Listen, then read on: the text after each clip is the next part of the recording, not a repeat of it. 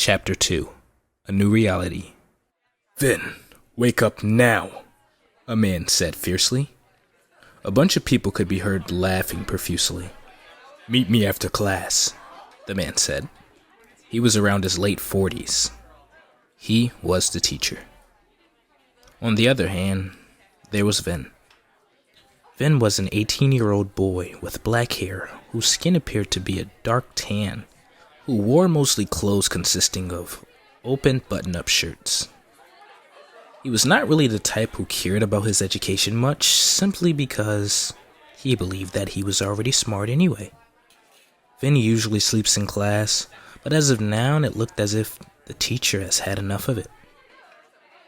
The teacher, whose name was Mr. Adams, did not feel very favorable towards Vin. In his eyes, Vin was just another lazy kid with no future. After class, Mr. Adams was expecting Vin, but it was already past 4 o'clock. Yeah, Vin most likely skipped that class. He had taken the opportunity to leave class while the teacher erased the board after dismissal. "What? You actually left when Mr. Adams told you to see him after class?" "Yeah, so what?" Vin said. "You're not scared?" "Why would I be? He's just a teacher. He poses no harm to me."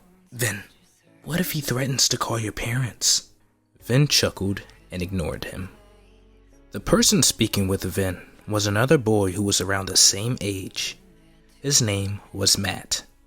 Matt was not the bravest person, and he wouldn't dare get himself into trouble with an adult, nor was he the type of person to stand up for himself.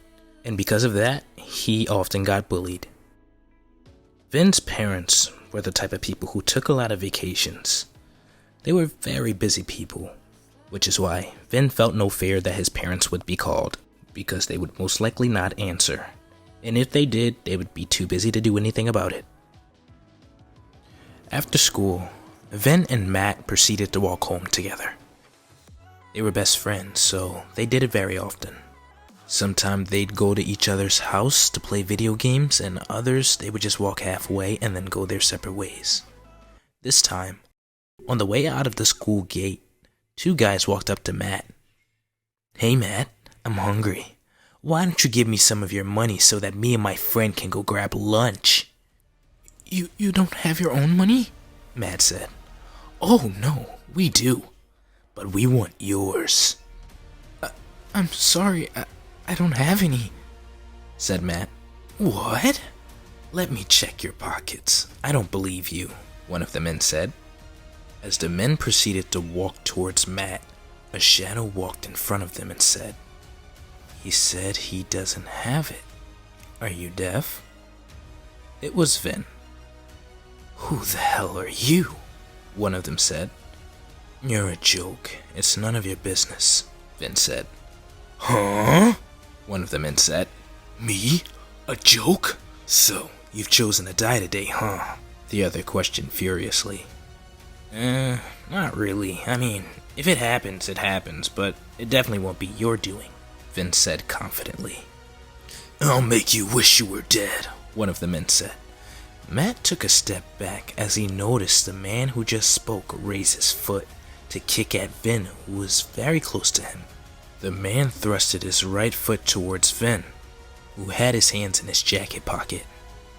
Vin simply stepped to the side, taking his hands out of his pocket, chopping the man's neck and knocking him out. Matt and the other man were stunned. They had barely seen what just happened. First the man was kicking out at Vin, and next he was on the ground. "Let's go, Matt. It's getting late," Vin said.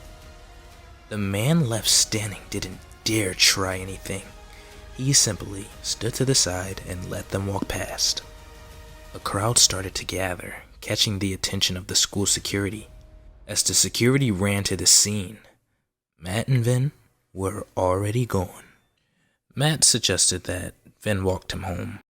The occasion of that happening again was very likely. Vin had walked Matt home, ensuring his safety. They both said goodbye, and Vin headed home. Not before long, Vin arrived at his empty house. He headed straight into his room, showered, and was about to lay in his bed when he got a phone call from his mother. Hey, Mom. Hey, Venero.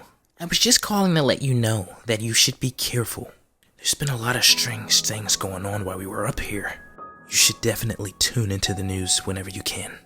They're talking about strange things happening around the world, and scientists have been doing research, and they discovered that something's going on.